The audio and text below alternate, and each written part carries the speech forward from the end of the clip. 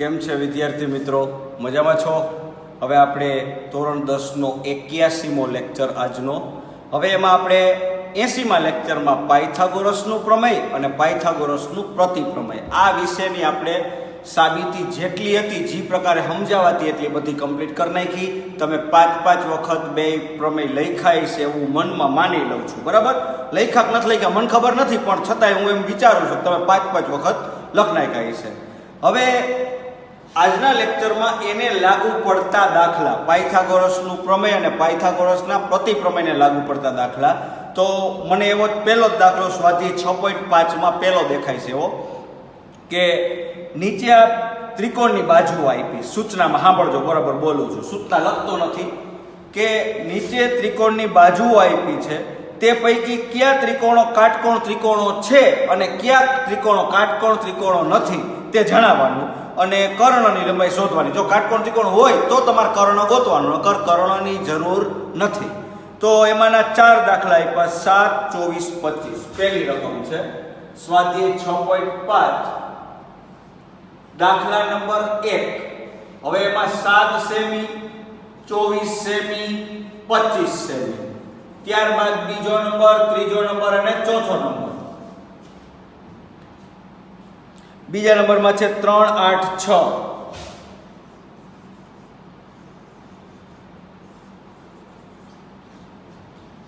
પછી આપ્યું 50, 80, 100.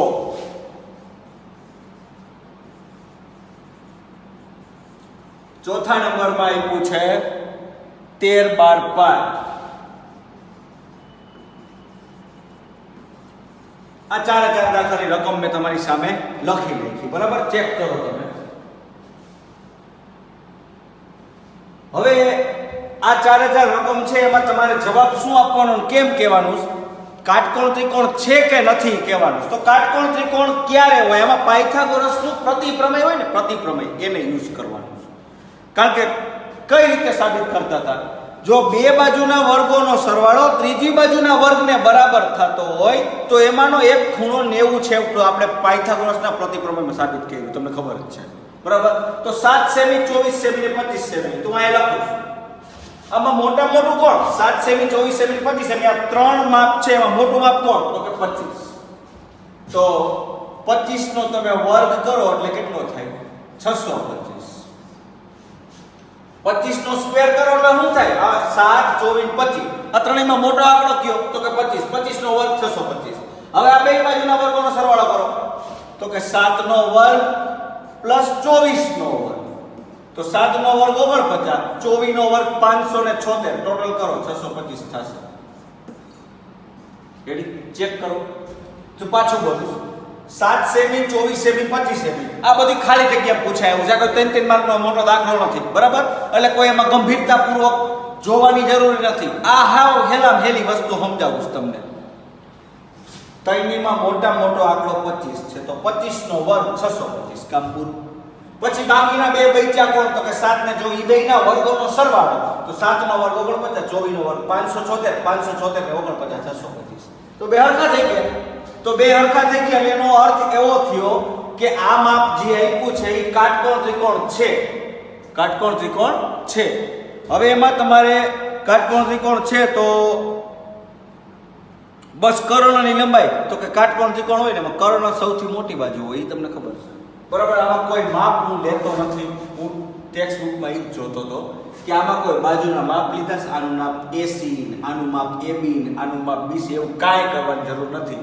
ટૂંકી ટચ વાત. સૌથી મોટી બાજુ તો કે 25, તો 25 નો વર્ગ 625. બાકીની બે બાજુના વર્ગોનો સરવાળો તો કે 7 નો વર્ગ 49, 24 નો વર્ગ 576, 576 ને 49, 625, બરાબર? આ બે હરખા થઈ ગયા તો તમે આવું લખી શકો. તેથી 7 નો વર્ગ વત્તા 24 નો વર્ગ ઇઝ ઇક્વલ ટુ 25 નો વર્ગ. તેથી 25 એ કર્ણનું માપ છે. બસ પૂરું. અને કાટકોણ ત્રિકોણ પણ છે. આ બે હરખા થઈ ગયા, તેથી કાટકોણ ત્રિકોણ છે એમ લખ નાખીએ, પછી કર્ણ લખીએ તોય હાલે, બરાબર? તેથી કાટકોણ ત્રિકોણ છે અને કર્ણનું માપ 25 સેમી છે. ચારે ચારમાં આ જ કરવાનું જોઈ લો પહેલામાં જે કર્યું ઈ જ બીજું ત્રીજું ચોથામાં કરવાનું છે એટલે હું પહેલામાં વ્યવસ્થિત રીતે હું કામ બોલું બીજામાં ઈ જ પ્રોસેસ છે ત્રીજામાં ઈ જ પ્રોસેસ છે ચોથામાં ઈ જ પ્રોસેસ છે રેડી એટલે પહેલા શું કરવાનું મોટો આંકડો એનો વર્ગ કર્યો રેડી પછી બાકીના બે આંકડાના વર્ગોનો સરવાળો કર્યો બે હરખા થઈ જાય એટલે લખી નાખવાનું 7 નો વર્ગ વત્તા 24 નો વર્ગ બરાબર 25 નો વર્ગ તેથી કાટકોણ ત્રિકોણ છે કાટકોણ ત્રિકોણ છે તો એના કર્ણનું માપ કેટલું હોય તો કે સૌથી મોટી બાજુ કઈ હતી કે 25 તો કે 25 સેમી એ કર્ણનું માપ છે પૂરું હોય તોની જ વાત છે ન હોય તો ક્યાં કર્ણનું માપ મેળવવાનું છે દાખલા નંબર 2 માં જોઈએ જવાબ નંબર 2 માં આપણે જાય તો જવાબ બીજો છે એમાં 3 8 6 છે ઈ નહીં હોય જવાબ 2 માં કેટલા છે 3 સેમી 8 સેમી 6 સેમી તો મોટા મોટો આંકડો 8 સેમી છે તો 8 નો સ્ક્વેર કરો તો કે 64 બરાબર ત્યારબાદ બાકીના કોણ બે આંકડા બચ્યા તો કે 3 ને 6 તો 3 નો સ્ક્વેર પ્લસ 6 નો સ્ક્વેર 3 નો 9 6 નો 36 36 ને 9 45 પાછું 3 સેમી 8 સેમી 6 સેમી એમાં મોટા મોટો આંકડો 8 તો 8 નો વર્ગ 64 પૂરું 3 સેમી અને 6 સેમી તો 3 નો વર્ગ 6 નો વર્ગ 3 નો વર્ગ 9 6 નો વર્ગ 36 36 નો 45 તો આ બે મેચ થતા જ નથી આંકડા ચેક કરો 64 ને 45 બે મેચ થતા નથી તો કહી કહી દેવાનું અહીં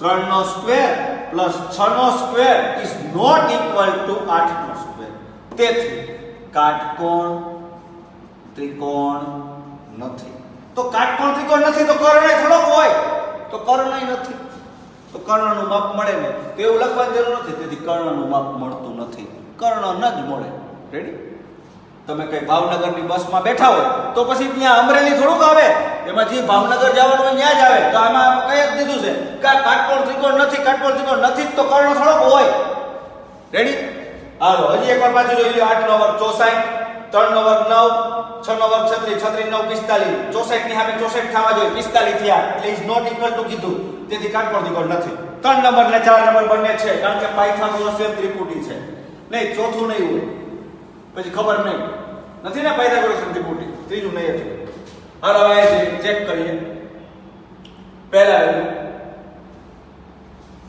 50 80 100 મોટો આંકડો 100 તો 100 નો સ્ક્વેર 100 નો સ્ક્વેર થાય 10000 100 નો સ્ક્વેર 10000 ત્યારબાદ 50 ને 80 વધ્યા તો 50 નો સ્ક્વેર પ્લસ 80 નો સ્ક્વેર 50 નો સ્ક્વેર 2500 80 નો 6400 5 નો 25 પાછળ જેની 2 મીંડી 8 નો 64 પાછળ જેની 2 મીંડી 6400 ને 2500 કેટલા થાય મીંડું 9 8 8900 4 ને 5 9 6 2 8 8900 અહીંયા 10000 અહીંયા 8900 બે હરખા થયા બે હરખા થાય તો જ કાટકોણ ત્રિકોણ પોસિબલ છે નકર કાટકોણ ત્રિકોણ પોસિબલ નથી બરાબર તો આપણે સ્ટાર્ટ જે બોલામાં બીજામાં કહી એવું લખશું અહીં શું અહીં તો કે 50 નો વર્ગ વત્તા 80 નો વર્ગ ઇઝ નોટ ઇક્વલ ટુ 100 નો વર્ગ તેથી કાટકોણ ત્રિકોણ નથી હાલો કાટકોણ ત્રિકોણ નથી તો કર્ણ પણ નથી હાલો એ વસ્તુથી તમે પરિચિત છો કારણ કે બીજામાં જે કહ્યું ઈ જ સેમ ટુ સેમ ત્રીજામાં આવી હવે ચોથું તો મને પાકો વિશ્વાસ છે ઈ તો છે જ કાટકોણ ત્રિકોણ અને ઈ પાયથાગોરસિયન ત્રિપુટી છે 5 12 ને 13 7 24 25 6 8 10 3 4 5 9 40 41 આવી બધી પાયથાગોરસિયન ત્રિપુટી છે 9 ને 40 માં પાઈપું હોય એટલે 41 જ આવે 9 નો વર્ગ 81 40 નો વર્ગ 1600 41 નો વર્ગ 1681 6 8 10 7 24 25 5 12 13 બરાબર તો આવી બધી પાયથાગોરસિયન ત્રિપુટી નાના આંકડાવાળી છે એવી મોટા આંકડાવાળી હોય અને પેપરની અંદર ઘણીવાર આવો પ્રશ્ન પૂછ્યા છે કે નીચેનામાંથી ખાલી જગ્યાએ પાયથાગોરસિયન ત્રિપુટી છે નીચેનામાંથી ખાલી જગ્યા પાયથાગોરસિયન ત્રિપુટી નથી આવો પણ એમસીક્યુ બોર્ડ વાળાએ પૂછેલો છે અને હું તમને એક વાત કહું મેં આપણે ધોરણ 10 ની બોર્ડની પરીક્ષા એટલે કે નિયમમાં એમ કીધું 30% કોર્સ કાપવાનો છે, પણ છમાસિક પરીક્ષા દરમિયાન તમને કોઈ વસ્તુ સંભાવના છે તો એમાંથી તમને એમ કે આ કાપી નાખજો, પણ સંભાવનામાં કાપ્યા જેવું કઈ છે જ નહીં. એક જ સૂત્ર છે, જે ઘટના બની હોય ઉપર ને કુલ પરિણામ હોય નીચે, તો એમાં કઈ કાપકૂપ રહેવાતી નથી. સમાંતર શ્રેણી ચેપ્ટર આપ્યું તો સમાંતર શ્રેણીમાં આવ્યું હું નવીનતા ભર્યું an એટલે કે n નું પદનું an નું સૂત્ર a પ્લસ n માઇનસ 1 કાઉન્સ બાય d. બીજું હું આવ્યું તો કે sn, તો sn is equal to n by 2 2a plus n minus 1 કાઉન્સ બાય d. તો an ને sn એ સિવાય કઈ વધતું નથી. ચોથું ચેપ્ટર તો દ્વિઘાત સમીકરણમાં પૂર્ણ વર્ગની રીતને અવયવ પાડવાની રીત ને સીધા આધારીય સૂત્રની રીત, બસ પૂરું. એટલે કોઈ કાપકૂપ છે જેમાં જરૂરી છે એમાં મેં કરી નાખીશ, બાકી તો બધું સમજાયું છે. એમાંથી હું સરળ વસ્તુ જ પૂછીશ, બહુ અઘરી પૂછીશ નહીં. એટલે પેપરની બાબતમાં કોઈ ચિંતા કરતા નહીં, વ્યવસ્થિત રીતે પેપર ભરજો અને તમને આવડે એવું અને મેં ભણાવ્યું એવું જ પૂછવાનું છું, એટલે ડોન્ટ વરી. હવે અહીંયા ચોથા નંબરે પહોંચ્યા આપણે, જવાબ નંબર 4. તો 4 માં જવાબમાં હું 13, 12 ને 5, તો મોટા મોટો આંકડો 13. તો પેલા સ્ટાર્ટ કરીએ 13 નો વર્ગ, તો કે 169. 13 નો સ્ક્વેર 169. હવે આપણે આગળ જાય તો કે 5 ને 12 બચ્યા, તો 5 નો સ્ક્વેર અને 12 નો સ્ક્વેર. 5 નો 25, 12 નો 144, 144 25 169. બે હરખા થયા. બે હરખા થાય એટલે આપણે ગહી કહી દેવાનું અહીં. શું અહીં? તો કે 5 નો વર્ગ વત્તા 12 નો વર્ગ ઇઝ ઇક્વલ ટુ 13 નો વર્ગ. તેથી કાટકોણ ત્રિકોણ છે. કાટકોણ ત્રિકોણ છે. બે બરાબર થઈ જાય તો છે. આ 169 169 બે બરાબર થઈ ગયા તો છે, નકર નથી. તો કાટકોણ ત્રિકોણ છે તો સૌથી મોટી બાજુ 13 હતી, તો કર્ણનું માપ 13 સેમી છે. રેડી? હાલો, આ સાથે આપણે પાયથાગોરસિયન ત્રિપુટીના પેલો દાખલો હતો એના 4 કમ્પ્લીટ કરી દીધા. હવે આપણે આગળ જોઈ કઈ એવા દાખલા, કોઈ સાબિતી છે તો સાબિતી લઈ લઈશ. જરૂરી છે એવી બધી વસ્તુઓ આમાં લઈ લઉં છું અને એવી જ પેપરમાં તમને પૂછવાનું છું. હવે કોઈ એવો દાખલો આવ્યો, એક રકમ લખું છું, બોલું છું, હા પડજો. એ રકમ બોર્ડમાં જ લખું છું. એક નિસરણી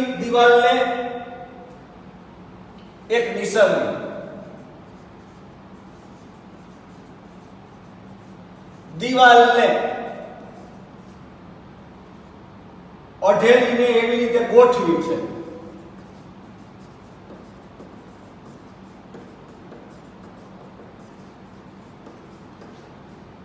કે જેથી તેનો નીચેનો છેડો દિવાલથી 2.5 મીટર દૂર રહે.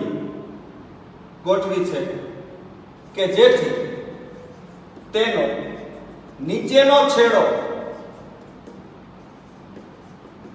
દિવાલથી 2.5 મીટર દૂર રહે છે.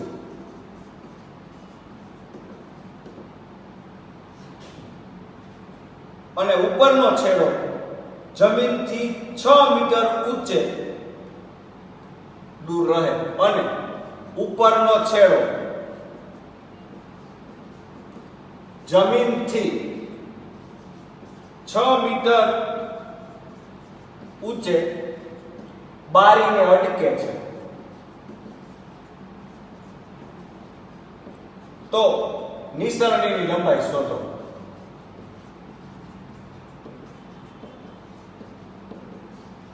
હવે મારું તમને કહેવાનું એટલું છે, આ રકમ વ્યવસ્થિત પહેલા વાંચો. નિસરણી હોય ને નિસરણી, એના માટે બે વસ્તુ જોઈએ છે. શું જોઈએ? તો કે જમીન જોઈએ અને નિસરણી જ્યાં રાખવી એનો ટેકો જોઈએ, એટલે કે દિવાલ જોઈએ. સમજાય? અને આ બધા કાલ્પનિક દાખલાઓ છે. અંતર અને ઊંચાઈ ચેપ્ટર છે, ત્રિકોણમિતિના ઉપયોગો. તો ત્રિકોણમિતિની પછી અંતર અને ઊંચાઈ ચેપ્ટર આવે. તો અંતર અને ઊંચાઈ ચેપ્ટર છે ને, અંતર અને ઊંચાઈ ચેપ્ટર, એની અંદર આવા શબ્દવાળા દાખલા હોય ને, sin cos tan cosec sec cot, આવા ત્રિકોણમિતિ ત્રિગુણોત્તરો હોય, એમાં આપણે ફેરવી અને આપણે એનો જવાબ મેળવવાનો હોય. એનાથી મળે અને આનાથી મળશે. બરાબર? હા બોલો. એક નિસરણી. તો નિસરણી શબ્દ આવે એટલે જમીન અને દિવાલ જોઈએ, કારણ કે નિસરણી એમને થોડીક લટકે કાંઈ, જમીનને અડાડતા ને, હાલો નિસરણી લટકે કે તો નિસરણી માટે જમીન અને ઉપરનો છેડો. હવે પહેલા વેલી વાત, એક નિસરણી. તો નિસરણી તમારે ગોઠવવા માટે પહેલા જમીન જોઈએ. તો જમીનનું નામ પાડું છું ડીસી. બરાબર? દિવાલ, તો દિવાલ આ ઊભી હોય. દિવાલ કે ત્રાસી ના હોય. હાલ દિવાલે જમીને 90 નો ખૂણો બનાવ્યો. ઓકે, આ નિસરણી કોણ? તો એસી. નિસરણીનો નીચેનો છેડો સી, ઉપરનો છેડો એ, એટલે આ એનો અર્થ એવો થયો એ બિંદુ છે ને, એ બિંદુ ઈ બારી છે, એ લખ્યું છે. એક નિસરણી દિવાલને અડેલીને એવી રીતે ગોઠવેલી છે કે જેથી તેનો નીચેનો છેડો દિવાલથી, દિવાલ આ નીચેનો છેડો છે આ, ઈ દિવાલથી, દિવાલ એટલે અહીંયા આવી આવડી આ દિવાલ, એનાથી કેટલો દૂર છે? તો કે 2.5 મીટર, 2.5 મીટર. અને ઉપરનો છેડો ઈ જમીનથી કેટલો ઊંચો છે? તો કે ઊંચો 6 મીટર છે. એટલે એનું ગુજરાતી એવું થાય કે દિવાલ છે એની ઊંચાઈ 6 મીટરની છે અને જમીનથી નીચેનો છેડો છે એટલે દિવાલથી ઈ 2.5 મીટર દૂર છે. બધું જ તમારી સામે છે. એટલે એનો ગુજરાતી અર્થ એવો થાય કે આ દાખલો પાયથાગોરસનો બની ગયો. બે બાજુના વર્ગોનો સરવાળો કર્ણના વર્ગ બરાબર હોય ને, તો આ પાયથાગોરસનો દાખલો. પહેલા આને સારી રીતે લખવા માટે શું કરવાની? બુદ્ધિ આપવાની. પહેલા હું આવું લખવાનું, ધારો બીસી તો કે જમીન દર્શાવે છે. બીસી ભાગ છે, બીસી બાજુ શું દર્શાવે છે? જમીન. એબી દિવાલ છે. એબી શું છે? દિવાલ. બીસી બરાબર 2.5 મીટર. ત્યારબાદ એબી બરાબર 6 મીટર. આવું બધું લખવાનું જેથી કરીને દાખલો આવડે તમને એવું લાગે એને. રેડી? પહેલા ધારો કે બીસી જમીન દર્શાવે છે, એબી દિવાલ છે, એસી નિસરણી છે. લખી જ નાખવાનું. એસી શું છે? તો કે નિસરણી છે. પછી તો વધારે લખવું તો આમે લખાય કે બિંદુ એ બારીનું સ્થાન છે. બિંદુ એ બારી છે. જમીનનો ઉપરનો દિવાલ, નિસરણીનો ઉપરનો છેડો બારી આવેલો હતો અને નીચેનો છેડો તો જમીન ઉપર જ હોય. આવું લખી અને હવે લખવાનું અહીં એબી, એબી છે ઈ લંબ છે કોને? બીસી. એબી લંબ બીસી. તેથી માપ કોણ? ખૂણો બી બરાબર 90. 90 હોય એટલે એનો ગુજરાતી અર્થ એવો થઈ જ જાય, કાટકોણ ત્રિકોણ છે તો બી બરાબર 90. તેથી એસી શું છે? કર્ણ છે. બી 90 હોય એટલે જે 90 હોય એની સામેની બાજુ હંમેશા કર્ણ હોય એવું પ્રમેયમાં ભણી ગયા. એસી કર્ણ છે. તેથી પાયથાગોરસ પ્રમેય પરથી, પાયથાગોરસ પ્રમેય પરથી કયું સૂત્ર આવે? કર્ણનો વર્ગ એટલે કે એસી વર્ગ બરાબર એબી વર્ગ વત્તા બીસી. એબી 6 તો 6 નો વર્ગ તો કે 36. બીસી 25 નો વર્ગ 625 એટલે 6.25. જોઈ લો. એબી તમારી પાસે માપ હતું 6 તો 6 નો વર્ગ કર્યો સીધો 36. બીસી તમારી પાસે માપ હતું 2.5 તો 2.5 નો વર્ગ તો કે 25 નો વર્ગ 625 તો 2.5 નો વર્ગ 6.25. 36 42.25. 42.25 નું વર્ગમૂળ 25 નું 5. 6 7 42. 7 નો દૂર કરો એટલે 6. તો જવાબ આવી ગયો 6.5 મીટર જે નિસરણીની લંબાઈ છે. આવું તમારે છેલ્લે લખવું પડે. 6.5 મીટર જે નિસરણીની લંબાઈ છે. જોઈ લો બરોબર. આ ટાઈપના ઉદાહરણો પેપરમાં પૂછાય તો વિચારવાનું નથી કે આવું ક્યારેય ભણવામાં નથી આવ્યું. હકીકતમાં પાયથાગોરસનો પ્રમેયને લાગુ પડતો દાખલો. મેં તમને કીધું હતું ને કે આજના આપણે 81મા લેક્ચરમાં માત્ર ને માત્ર પાયથાગોરસ નું પ્રમેય અને પ્રતિપ્રમેયને લાગુ પડતા દાખલા ભણશું. તો એને લાગુ પડતો દાખલો થયો કે ના થયો? ચેક કરો. નિસરણી એસી થઈ ગઈ તો એસી નો વર્ગ બરાબર એબી વર્ગ વત્તા બીસી વર્ગ. એબી તો કે 6 નો વર્ગ 36. 2.5 તો 2.5 નો વર્ગ 6.25. 6.25 ને 6 36 કરો તો 42.25. તો 25 નું વર્ગમૂળ 5. પોઈન્ટ નો પોઈન્ટ 6 સત્તા 42. તો મોટો આંકડો દૂર કરો તો કોણ નાનો આંકડો આવ્યો? 6 તો 6.5. બરાબર. તો 6.5 છે એ આપણે કઈ લંબાઈ મળી? નિસરણીની લંબાઈ મળી. હજી કોઈ આવો દાખલો હોય તો હું ગોતું છું. એક્ઝામ્પલ નો હતો. સ્વાધ્યાયમાં કોઈ આવો દાખલો હોય તો ગોતું છું. એટલે આને લાગુ પડતા બધા દાખલા આપણા પૂરા થઈ જાય. રેડી?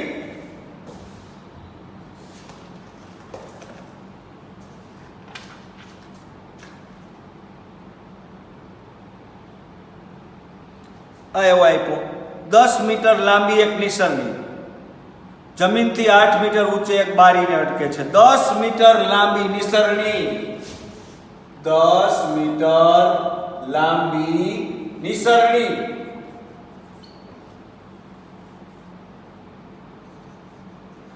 કેટલા મીટર લાંબી? આ વખતે નિસરણીની લંબાઈ આપી દીધી 10 મીટર લાંબી નિસરણી.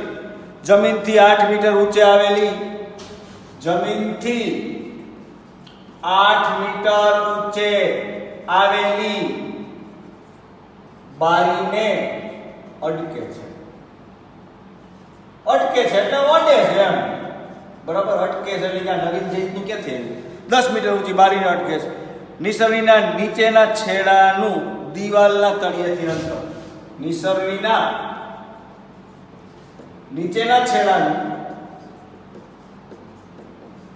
દિવાલથી અંતર શોધો. બરાબર. મેં જે દાખલો ગણાવ્યો ઈનો ઈ છે, પણ થોડો ઘણો ફેરફાર કરી નાખ્યો. હકીકતમાં તો મેં હમણાં ભણાવ્યો ને એવો જ દાખલો છે, એટલા માટે મેં એના જેવું સ્પષ્ટ દેખાય એવું બીજું ઉદાહરણ લીધું. કદાચ પહેલા ન સમજાણું હોય તો એના જેવું બીજું લઉં તો એમાં સમજાઈ જાય.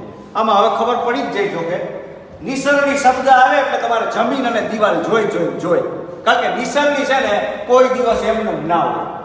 એક છેડાને જમીન ઉપર અડવું પડે અને એક છેડાને સામે દિવાલ કે ટેકો જોઈએ. નિસરણી ટેકા વગર કોઈ દિવસ પોસિબલ નથી. રેડી? ટેકા વગરની કોઈ નિસરણી હોતી નથી. તો ટેકા માટે જમીન અને દિવાલ. પહેલા એની વાત 10 મીટર લાંબી નિસરણી તો આ જમીન, જમીનનું નામ બોલા દાખલા પાડ્યું તો એ બીસી જમીન છે. એબી નામની દિવાલ હંમેશા જમીનને લંબ હોય તો એબી લંબ બીસી થઈ જશે અને એસી નિસરણી.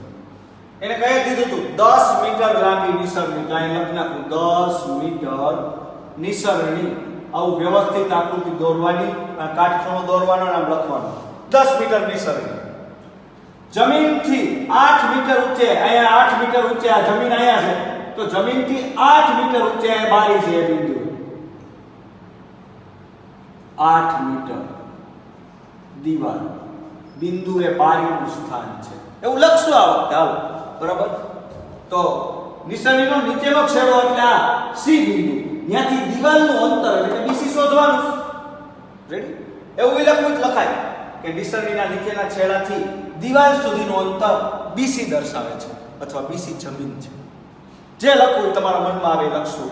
બરાબર. એ દરેક વિદ્યાર્થીના માઇન્ડ અલગ અલગ હાલતા હોય, બધાને પોતપોતાના જુદા જુદા વિચાર આવે. બરાબર. તો પહેલા આવેલું સ્ટાર્ટ. ધારો બીસી જમીન છે, એબી દિવાલ દર્શાવે છે, એસી નિસરણી છે,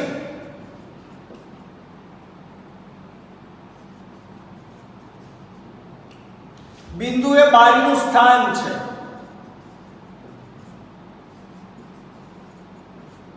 રેડી કે નહીં? બિંદુ એ છે એ શું દર્શાવે? તો જમીનનો નિસરણીનો ઉપરનો છેડો છે એ બારી અડકતો હતો, એટલે લખ્યું બિંદુ એ બારીનું સ્થાન દર્શાવે છે.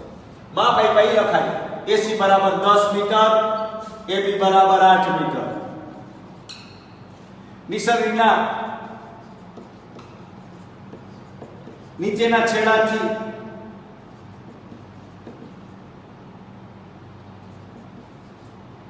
દિવાલ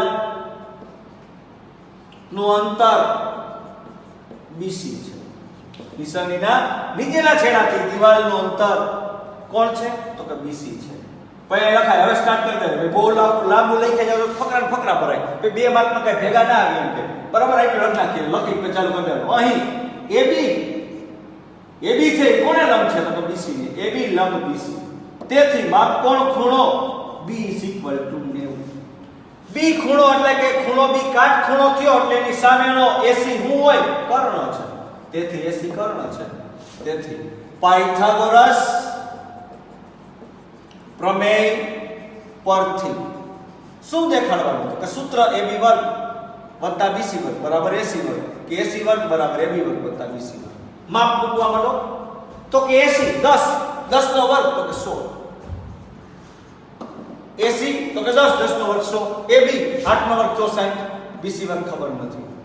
ઈ 64 પ્લસ છે, આ બાજુ તો માઈનસ, તો કે 100 - 64 = BC². તો BC² બરાબર 100 માંથી 64 જાય તો 36 નું વર્ગમૂળ BC બરાબર 6 મળ્યું. BC બરાબર 6. પછી લખવાનું જે 6 મીટર કરી જે નિસરણીના નીચેના છેડાથી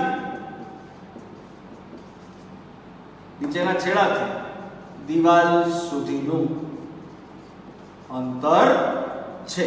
ઓકે, ચેક કરી વ્યવસ્થિત. અમે પાયથાગોરસની ત્રિપુટી છે. 8 ને 10 માં પાઈપું તો આપ 6 જ મળે. આપણે ખબર હોય 6 8 10 પાયથાગોરસની ત્રિપુટી છે. બરાબર, પેપરમાં ખાલી જગ્યા પૂછ્યું હોય તો પછી આવી ફિલ્મ ના કરવાની હોય. ખાલી જગ્યા પૂછ્યું સીધું બુદ્ધિ જ નહીં વગર લખ નાખવાનું. આ 10 અને 8 માં પાઈપું એટલે ઓનું 6 જ હોય. બરાબર, પછી કાટકોણ ત્રિકોણ એને એક નિયમ હું લખાવી દઉં તમને. કર્ણનું માપ, કાટકોણ ત્રિકોણમાં કર્ણનું માપ 30 ના ખૂણાની સામેની બાજુનું માપ કર્ણ કરતા અડધું હોય. એને લાગુ પડતી એક વસ્તુ કરાવું. હાલ આ વસ્તુ તમે સમજી ગઈ વ્યવસ્થિત. હવે એ નિયમ લખાવી દો. જો કે એ નિયમ મારે તમને ધોરણ 10 ના ત્રિકોણમિતિ ચેપ્ટરમાં તો લખાવવાનો જ છે, પણ છતાં અહીંયા કે આડું આવે તો એટલા માટે તમને થોડીક વ્યવસ્થિત માહિતી મળી જાય એટલે લખાવી દઉં અને સમજાવી પણ દઉં.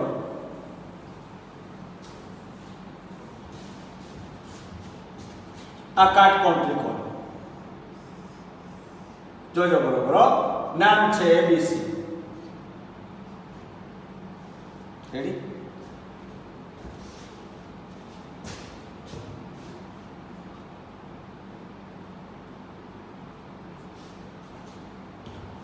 ચેક કરો. ત્રિકોણ એબીસી કેવો ત્રિકોણ છે? કાટકોણ ત્રિકોણ. તો કાટકોણ ત્રિકોણ છે એ ભાગ ફાઇનલ થઈ ગયો. એક બાજુ એટલે કે કર્ણ 10 આપ્યો. કર્ણનું માપ 10 આપ્યું. હવે તમને એમ કે બાકીની બે બાજુ શોધો તો મળી જાય. નકર પાયથાગોરસના પ્રમેયમાં હું તમને શીખવાડવામાં આવ્યું છે કે બે બાજુ ભેગી કરો ને તો ત્રીજી મળે. બરાબર, બે બાજુ હોય તમારી પાસે ત્રીજી અવેલેબલ થઈ જાય સૂત્ર ઉપરથી. પણ એક જ બાજુ હોય તો શું કરવાનું? તો આમાં એક સૂત્ર છે. સૂત્ર એટલે એ નોંધ છે. એ નોંધ યાદ રાખવાની. એમાં પાછું એક ખૂણાનું માપ આપ્યું. અહીં લખી દઉં છું નોંધ. કાટકોણ ત્રિકોણમાં યાદ રાખજો ટૂંકમાં. કેવા ત્રિકોણમાં? એ માત્ર ને માત્ર નિયમ કાટકોણમાં જ લાગુ પડશે. કયા ત્રિકોણમાં? કાટકોણ ત્રિકોણમાં. 30 ના ખૂણાની સામેની બાજુ કર્ણથી અડધી હોય છે. પછી કાટકોણ ત્રિકોણમાં 30 ના ખૂણાની સામેની બાજુ કર્ણ કરતા અડધી હોય છે. તો 30 નો ખૂણો કયો? તો કે સી. ઈ 30 છે તો 30 ના ખૂણાની સામેની બાજુ એ બી થઈ. ઈ કર્ણ કરતા અડધી હોય, કન્ફર્મ હોય તો 10 હોય તો 5 હોય. હવે તમે આરામથી ઓલું સૂત્ર મૂકી શકો. બે બાજુનો વર્ગનો સરવાળાનો AB વર્ગ વત્તા BC વર્ગ.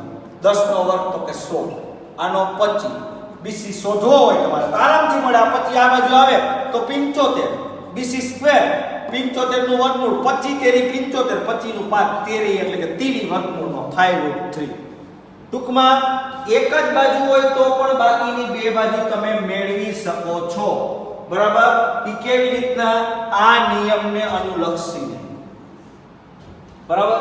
ઘણીવાર આ આપ્યું હોય, આ 7 આપ્યું હોય, તમને એમ કે આ શોધો તો સીધો જવાબ આવે 30 ના ખૂણાની સામેની બાજુ કર્ણ કરતા અડધી તો આપી, તો કર્ણ એનાથી ડબલ હોય એટલે 14 થઈ ગયું. એટલે આ નિયમ યાદ રાખજો.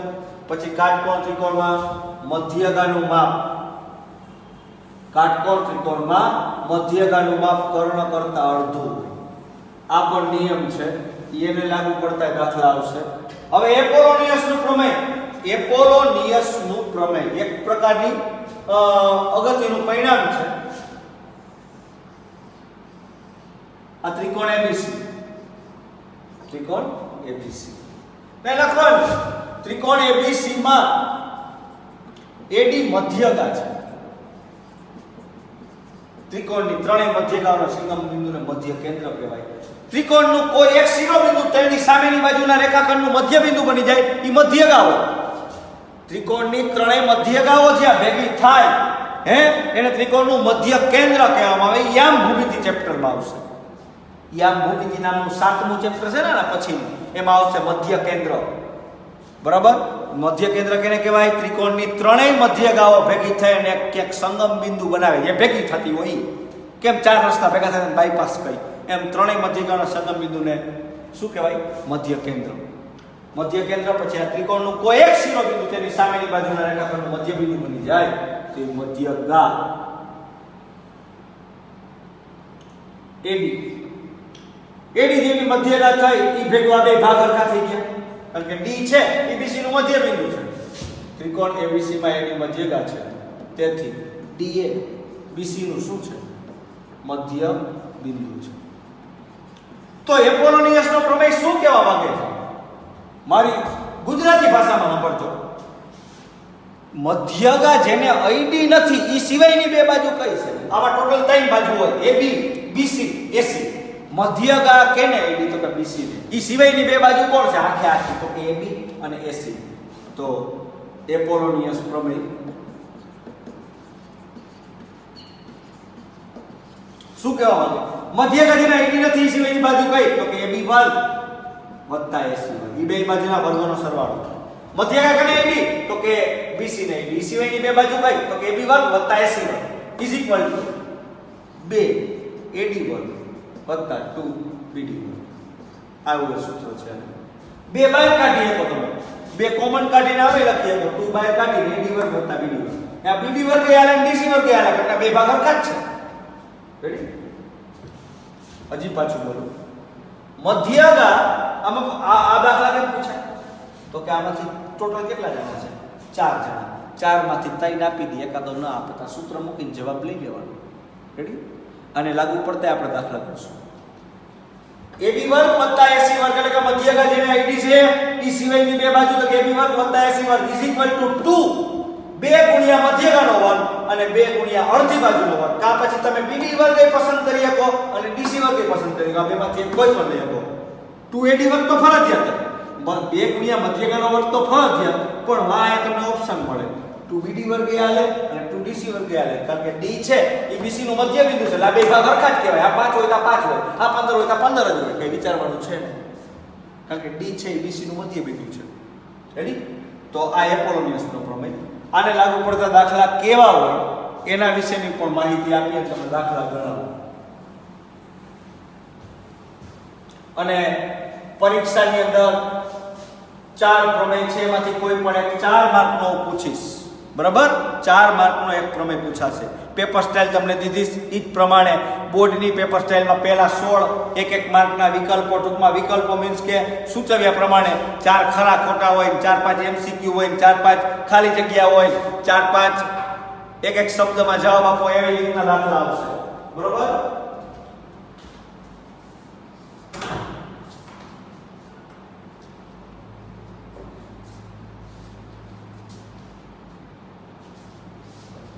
હવે આપણે એપોલોનિયસને લાગુ પડતો કોઈ એક દાખલો ગોતીએ અને ગણીએ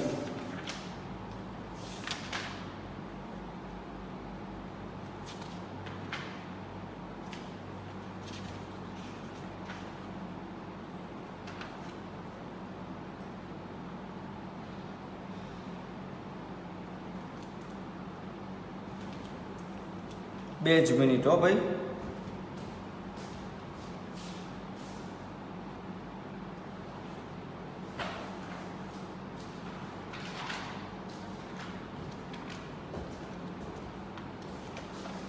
એક બે રકમ એક સાથે જ લખી લઉં છું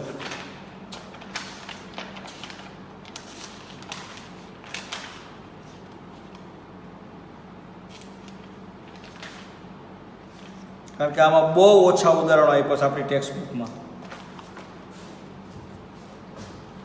ત્રિકોણ એબીસી માં પહેલું ત્રિકોણ એબીસી માં એડી મધ્યગા છે AB square plus AC square is equal to 122 AD તો કે 6 BC શોધો બીજો નંબર છે ત્રિકોણ ABC માં AD મધ્યગા છે રકમ અહીં વાંચતા જજો તમે હું મારી રીતે લખું છું AB બરાબર 18 AC 14 AD 14 ત્રિકોણ ABC ની પરિમિતિ મેળવો આવું પણ પૂછાય કોઈ બાજુનું માપ પૂછાય એમ ના હોય ત્રીજો નંબર ગોતીએ આપણે એબીસી માં એડી મધ્યગા 3 દાખલા ઈનો એક જ હરખી રીતના એબી 8 એસી 15 એડી 8.5 બીસી મેળવો હજી એકાદો લઈ લેવાનો ત્રિકોણ XYZ માં XM મધ્યગા xy 20, xz 21, xm 14.5, yz મેળવો. બરાબર? રકમ મારી સામે જ છે. હું એક એક કરી અને જવાબ 1, જવાબ 2, જવાબ 3 ને જવાબ 4 કરાવજો દઉં. રેડી? તો પહેલો જવાબ, રકમ તમારી સામે છે. હું એક વખત પાછું બોલી જાઉં અને સમજાવી દઉં. ત્રિકોણ ABC માં AD મધ્યગા છે. બે બાજુના વર્ગોનો સરવાળો એટલે કે મધ્યગા છે 90 ની સીમાની બે બાજુના વર્ગોનો સરવાળો કમ્પ્લીટ કરીને આપી જ દીધો. AB વર્ગ વત્તા AC વર્ગ 122 લઈ લેવાના. AD 6 તો BC શોધો. આ આકૃતિ ABC ત્રિકોણ, એમાં AD મધ્યગાનું કીધું એટલે AD નામની મધ્યગા લેવાની. આ બે ભાગ હરખા આમ બતાવી દેવાના. રેડી? બસ તો આ માપ લખાશ. ઈ લખના કોણાએ 6. ડાયરેક્ટ આ લખવાનું કે ત્રિકોણ ABC માં AD મધ્યગા છે. ABC માં AD શું છે? મધ્યગા છે. એવું લખવાનું કીધું તું લખવું છે ને આપણે કે ઘરનું લખવું છે. ત્રિકોણ ABC માં AD મધ્યગા છે. તેથી DA રેખાખંડ BC નું મધ્ય બિંદુ છે. તેથી એપોલોનિયસ પ્રમેય પરથી, એપોલોનિયસના પ્રમેય પરથી કયું સૂત્ર લાગુ પડે? હમણાં જ શીખવાયું. મધ્યગા નથી AD સિવાયની બે બાજુના વર્ગોનો સરવાળો એટલે કે AB વર્ગ વત્તા AC વર્ગ. સામે બગડા આવી જાય છે 2AD વર્ગ વત્તા 2BD વર્ગ. રેડી? હવે આનો સરવાળો તો કમ્પ્લીટ આપી દીધો કે AB વર્ગ વત્તા AC વર્ગ 122 સીધા મૂકી દો. 2 AD તો કે 6 6 નો વર્ગ 36. AD 6 આપ્યો તો 6 નો વર્ગ 36. 2BD વર્ગ નથી ખબર, કાઈ નથી. 122 36 દુ 72 પ્લસ 2BD વર્ગ વ્યવસ્થિત વિસ્તરણ થાય કે ચેક કરો. 122 2 6 નો વર્ગ 36 36 દુ 72 વત્તા 2BD વર્ગ. આ 72 ઓલી બાજુ જાય તો 122 minus 72 is equal two 2BD વર્ગ. 122 માંથી 72 ઉડાડો એટલે કે બાદ કરો તો કે 2BD વર્ગ બરાબર શું બચશે? અહીંયા લખના કુછ ડાબી બાજુ 2BD વર્ગ ઓલા જમણી બાજુ વહી જાય. સાઈડ હામ આમે ફેરફાર કરી નાખ્યો. 2BD વર્ગ ઇઝ ઇક્વલ ટુ 122 માંથી 72 જાય તો 2 માંથી 2 જાય તો 0. 12 માંથી 7 જાય તો 5. 2BD વર્ગ બરાબર 50 તો BD વર્ગ બરાબર 50 ના છેદમાં 2 એટલે કે 25 2 50. BD વર્ગ બરાબર 25 તેથી BD બરાબર 5. BD માપ કેટલું મળ્યું? 5 મળ્યું. પણ તમારે BD ને શોધવાનું, BC શોધવાનું, આખું માપ શોધવાનું. તો તમને ખબર પડતી જ હોય કે BD 5 હોય તો BC 5 હોય. 5 ને 5 10 તો BC બરાબર 2BD આવું લખી શકો. 2 નો 2BD ની જગ્યાએ 5 5 દુ 10. ચેક કરી લો વ્યવસ્થિત. નિરાતે કોઈ ઉતાવળ નથી. એક જ હરખી રીતના હું 4 દાખલા ગણાવવાનો છું તમને. 122 બેઠે બેઠા 36 દુ 72 2BD વર્ગ નથી ખબર પડતી. 72 ઓલી બાજુ ગયા તો માઈનસ થયા. 122 માંથી 72 ગયા તો 50. 2BD વર્ગ બરાબર 50 તો BD વર્ગ બરાબર 50 ની છેદમાં 2 25. BD વર્ગ બરાબર 25 તો BD બરાબર 5. BD 5 તો DC 5 ને આખે આખું ભેગું કરો તો 5 ને 5 10 કમ્પ્લીટ. હવે દાખલા નંબર 2 ની અંદર જાય તો જવાબ નંબર 2 આકૃતિ તો આપણે રાખવાની જરૂર હતી. ઈની જ આકૃતિ આવશે. ત્રિકોણ ABC માં AD મધ્યગા છે. ત્રિકોણ ABC AD મધ્યગા એટલે DABC નું મધ્ય બિંદુ. ઓકે. AB 18 AC 14 AD પણ 14 તો તમારે ત્રિકોણ ABC ની પરિમિતિ શોધવાની. તો એમાં કાંઈ નવીન નથી, જરાય અઘરું નથી. તમારે આખો ગોતવો પડશે. આખો ગોતી પછી ત્રણની બાજુનો સરવાળો. પરિમિતિ એટલે ત્રિકોણની 3 બાજુ હોય, ત્રણ બાજુનો સરવાળો કરો એટલે પરિમિતિ મળી જાય. તો લખવાનું લખાણ જેમ આવતું એમ કે ત્રિકોણ ABC માં AD મધ્યગા છે. તેથી DA BC નું મ બિંદુ એટલે કે મધ્ય બિંદુ છે. આ પૈકી એપોલોનિયસ મધ્યગા શબ્દ આવે એટલે એપોલોનિયસ જ વપરાય. તો કે એપોલોનિયસ પ્રમેય પરથી કયું સૂત્ર આવે? સાઈડની બે બાજુના વર્ગોનો સરવાળો AB વર્ગ વત્તા AC વર્ગ. AB વર્ગ વત્તા AC વર્ગ ઇઝ ઇક્વલ ટુ 2AD વર્ગ વત્તા 2BD વર્ગ. એક એક કરીને વર્ગ કરો નિરાતે, કોઈ ઉતાવળ નથી. 18 નો વર્ગ 324 18 નો વર્ગ કેટલો થાય? 18 ગુણ્યા 18 એટલે 324. 14 નો 196. 2 આનો 196. 2bd વર્ગ નથી ખબર કાઈ નહીં. 324 ને 196. 324 અને 196 કેટલા થાય? 6 4 10 ની શૂન્ય. વધી એવી એક 12 નો બગડો. 6 ને 4 10 ની શૂન્ય વધી એવી એક 9 ને 2 11 ને 12 નો બગડો વધી એવી એક 4 ને 1 5 520 ઇઝ ઇક્વલ ટુ 196 2 392 કે નહીં? 6 2 12 નો બગડો વધી એવી એક 19 નો 9 વધી એવી એક 392 બરાબર જ છે વત્તા 2bd વર્ગ. આ 392 આ સાઈડ આવશે એટલે 520 minus 392 is equal two 2bd વર્ગ. 8 ના ખોટ એટલે 400 128 આવશે બરાબર 2bd સ્ક્વેર. તો આ બગડો છેદમાં આવશે તો bd સ્ક્વેર બરાબર 128 છેદમાં 2 64 128 bd વર્ગ બરાબર 64 તો bd બરાબર 64 નું વર્ગમૂળ થાય 8. પણ bd 8 મળ્યો તો dc 8 હોય તો bc બરાબર 2bd. bc is equal to 2bd. 2 no 2bd એટલે 8 8 ગુણ્યા 16 તો bc 16 મળી ગયો બરાબર. હવે મારે મેળવવી ત્રિકોણ abc ની પરિમિતિ તો એ લખ નાખું છું. દેખાય છે ને વ્યવસ્થિત? ત્રિકોણ abc ની પરિમિતિ. પરિમિતિનું ગુજરાતી થાય ત્રણેય બાજુનો સરવાળો ab bc ac is equal two ab તો કે 18 પ્લસ 14 18 16 અને 14 હિસાબ કરો. 18 નો 8 વધી એવી એક 48 તો માપ મળી ગયું. ત્રિકોણ abc ની પરિમિતિ 48 મળે છે બરાબર. ચેક કરી લે વ્યવસ્થિત, કોઈ ભૂલ નથી ને?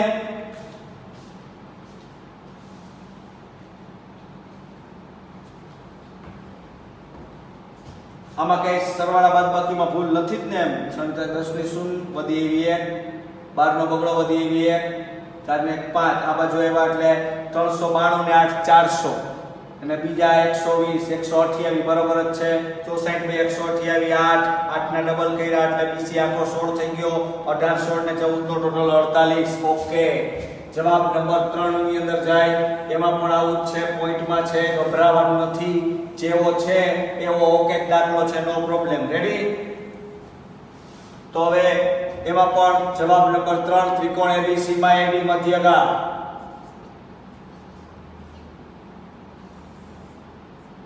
બે ભાગ હરખા AB 8 AC 15 8.5.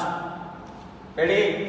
તો નિયમ અનુસાર જેમ લખતા હોય એમ જ કે ત્રિકોણ ABC માં AD મધ્યગા છે.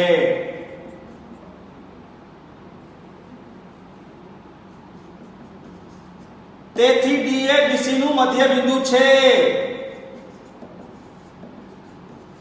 એપોલોનિયસ પ્રમેય પરથી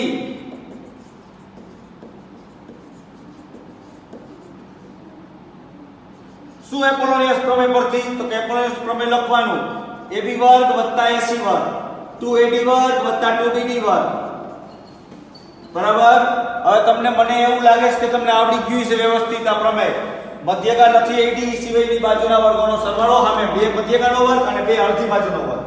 ઓકે, તો AB વર્ગ એટલે 8 નો વર્ગ 64, 15 નો વર્ગ થાય 225, 2AD નો વર્ગ એટલે કે 8.5 નો વર્ગ જો 5 નો 25 થાય. 5 નો પછી 8 ના પછી 9 આવે તો 8 9 72, 72.25 લ્યો 2BD વર્ગ. 8.5 નો વર્ગ કેટલો થયો? 72.25 એટલે કે 72.25. 72.25 ગુણ્યા 2 કરશું. અહીંયા પહેલા ટોટલ કરી લ્યો 225 ને 64, 5 ને 4 9, 5 ને 4 9, 6 ને 2 8, 289. એવી રીતે અહીંયા 72 144, 72 144.50 2BD વર્ગ બરોબર જ છે ને? ચેક કરો. 8 નવા 72, 72.25 દુ 144.50 2BD વર્ગ એમ નામ. આ 144.50 ઓલી બાજુ નાખ દયો તો 144.50 ઓલી વધી જાય તો માઈનસ થાય ને, તો 289 minus 144.50 is equal two 2BD1. અડધો નાખો એટલે 145. બરાબર, 289 કરવા છે ને આપણે, 144 ને 100 244. બરાબર, 289 બાદ કરવા હોય ટૂંકમાં આમાંથી તો 9 માંથી 4 જાય તો 5, 9 માંથી 4 જાય 5, 8 માંથી 4 જાય 4, 2 માંથી 1 જાય 144.50 એટલા ને એટલા ટૂંકમાં થાય. કારણ કે આને ડબલ કરો એટલે 289 થઈ જાય. તો અહીં લખવાનું 2BD² ઇઝ ઇક્વલ ટુ 144.50. તેથી BD² બરાબર 144.50 ભાગ્યા 2 એટલે કે 72.25. તો 72.25 નું તો વર્ગમૂળ હમણાં આપણે કર્યો, એનું વર્ગમૂળ આપણી પાસે 8.5. તેથી BD બરાબર 8.5.